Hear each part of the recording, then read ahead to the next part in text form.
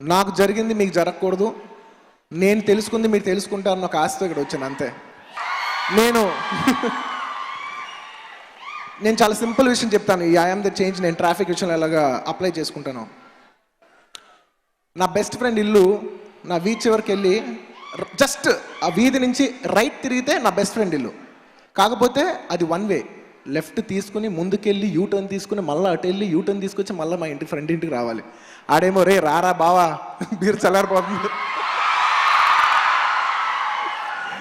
Food చల్లారిపోతుంది అని వాళ్ళు రమ్మంటారు. బట్ నేను ఆ ట్రాఫిక్ సిగ్నల్ నేను ఆ స్టాప్ దగ్గర ఆగినప్పుడు ఒకటే అనుకుంటా, రైట్ తీసుకుంటే it's very convenient, very easy, the right thing to do. But నేను ఒక ఫ్యాక్ట్ ఎక్కడో చదివాను, అపారెంట్లీ ఇంటర్నేషనల్ ఆర్గనైజేషన్స్ వచ్చి ఈ కంట్రీలో జనాలు ఎలాంటి వాళ్ళు అని రెండే విషయాల్లో జడ్జ్ చేస్తారంట. Like it could be international, ఇలాంటి ఈ దేశంలో మనుషులు ఎలాంటి వాళ్ళని రెండే విషయాల్లో జడ్జ్ చేస్తారంట. వన్, శానిటేషన్, వాళ్ళు వాడే టాయిలెట్, పబ్లిక్ టాయిలెట్ బట్టి జనాలు ఎలాంటి వాళ్ళని చెప్తారంట. నెంబర్ టూ, ట్రాఫిక్ చూసి ఈ జనాలకి ఎంత కామన్ సెన్స్ ఉంది, వీళ్ళు ఎలాంటి వాళ్ళు, వీళ్ళకి ఎంత కల్చర్ ఉంది అని ట్రాఫిక్ చూసి చెప్పేస్తారంట. So we are reflecting our character, we are reflecting our country in the way we follow the traffic. నేను అనుకుంటూ ఉంటా, డే టైంలో ఓకే బోల్డ్ కార్లు వస్తాయి, సచ్చినట్టు లెఫ్ట్ తిరగాలి, యూటర్న్ తీసుకురావాలి.